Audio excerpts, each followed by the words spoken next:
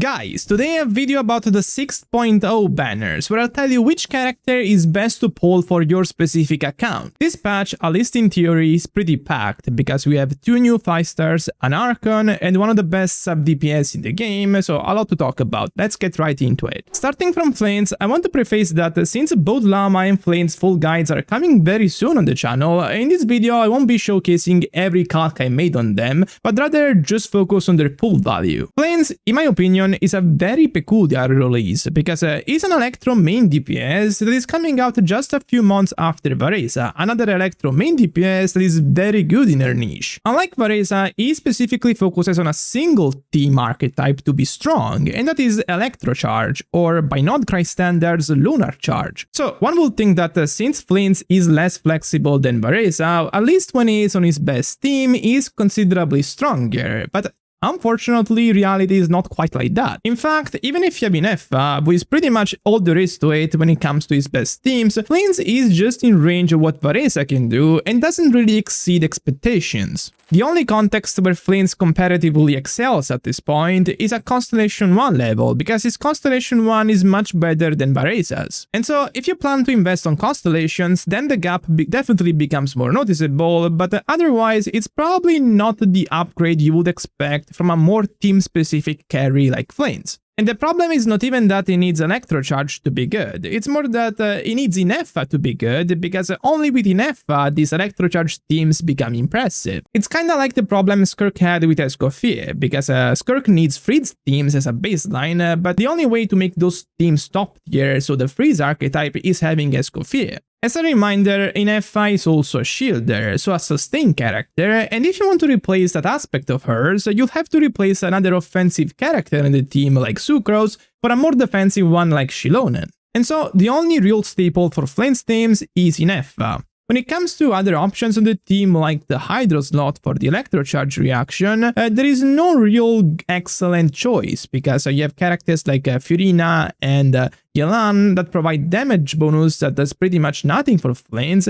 Aino, who is really mediocre kit-wise, Candace, who is not really that great, and so you can alternate between them with no particular damage loss. For the Flex slot, the best choice for pure damage is Sucrose, because she provides Elemental Mastery and attack bonuses through weapons like Thrilling Tales and Even Star, and those are excellent for Flins. Otherwise, somebody like Lauma that can make the team a hybrid between Lunar Charge and Bloom. Next, Nahida. In my opinion, one of the characters that fell off the most in the history of Genshin. The reason is pretty simple. Nahida's base kit, besides application, doesn't really do much, because her damage, while nice, is not really that great by today's standards. Her buffing is only Elemental Mastery for the active character, so it's nice, but it's not really that impressive compared to what somebody like Furina can do for her teams. And in my opinion, Lauma's release, which I'll talk about later, really shows how much Nahida held the Dendro element back instead of carrying it.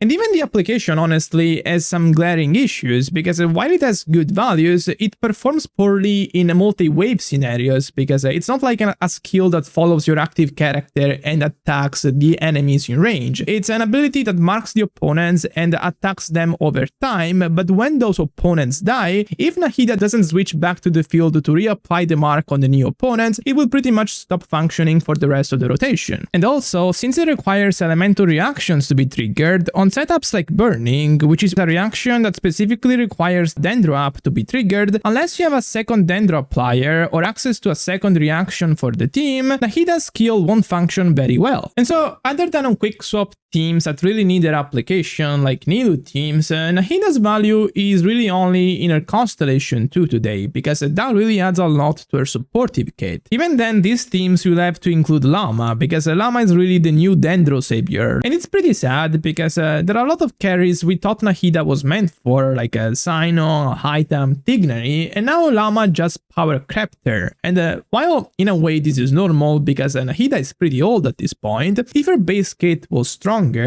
even at Constellation 0, she could still fit on these compositions alongside Lauma, in my opinion. Next up, we have Yelan, and Yelan is another interesting case, in my opinion, because she's still a pretty good character, but I would argue that she's not that great of a pull anymore. And that's because while she still does a lot of things pretty well, because she's Hydro, so ++, application is good, damage is good, support is pretty good. So there are a lot of things she does well, but she's not really best in slot for anybody at this point. And so right now, when you just need one Hydro support for the team, she's more times than not a weaker version of Furina. But still, her main value is how flexible she is, because she fits on a lot of teams. The double Hydro, triple Hydro teams with Furina, Hayato, Kokomi, Xingqiu.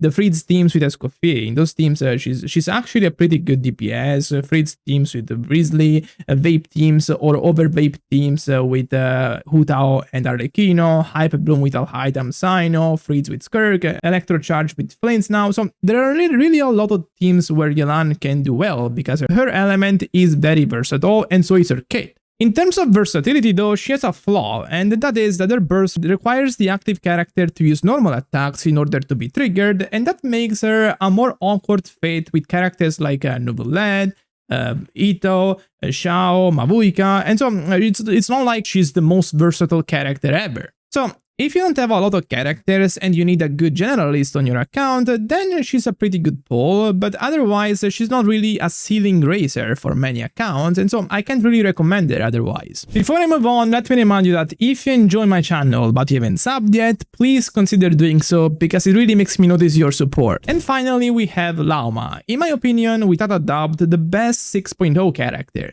Lauma is pretty much Nahida if she came out in 6.0, because she's a sub-DPS with good Dendro application, but on top of that, a very good supportive kit. She reduces resistance to Dendro and Hydro on opponents very consistently, she increases the Bloom damage for the team, and by Bloom I mean Hyper Bloom and Burgeon also, and she also makes those attacks crit, which is something Nahida only does at Constellation 2, and so in a full display of Mockery, Lauma also does that at Constellation 0. And so she makes a lot of the old compositions good again, like Hyper Bloom, Bloom with Nilu, Burgeon, Quick Bloom, Wheelchair with Inefa, because that's also Hyper Bloom. So there are really a lot of teams she fit in, and not a specific composition that she needs to be strong, like it is for Flins. Now, she would probably release a best in slot partner in Nefer in 6.1. She's a Dendro character, and she will probably have a Lunar Bloom synergy, which will make her very strong with Lauma, but even with that in mind, she's a strong character by herself. Her constellations are also pretty good, with the Constellation 1 in particular making her heal, and she doesn't heal at Constellation 0, but she does at Constellation 1. Like, I think that's a first, pretty shameless from Genshin to be honest. And teams-wise, I've been a bit reductive for this list, because I could have added more, but the gist of it is that if there is a character that previously fit very well on Dendro teams, there is a very good chance that Lauma is best in slot for them. And even for characters like Nuvoled and Chlorand, who don't really rely on Dendro to begin with, Lauma is strong enough for them to be best in slot, arguably. So if I had to rank them, I would put Lauma first in terms of pull value, then Flins if you have Inefa, otherwise Yelan probably, then Flins if you don't have Inefa, and then Nahida because her situation is just sad. And with this, I'm done for today. If you enjoyed this video, make sure to subscribe, and also go check the video I made on the best Constellation 1 and 2s to get for 5 stars in Genshin Impact. Bye bye.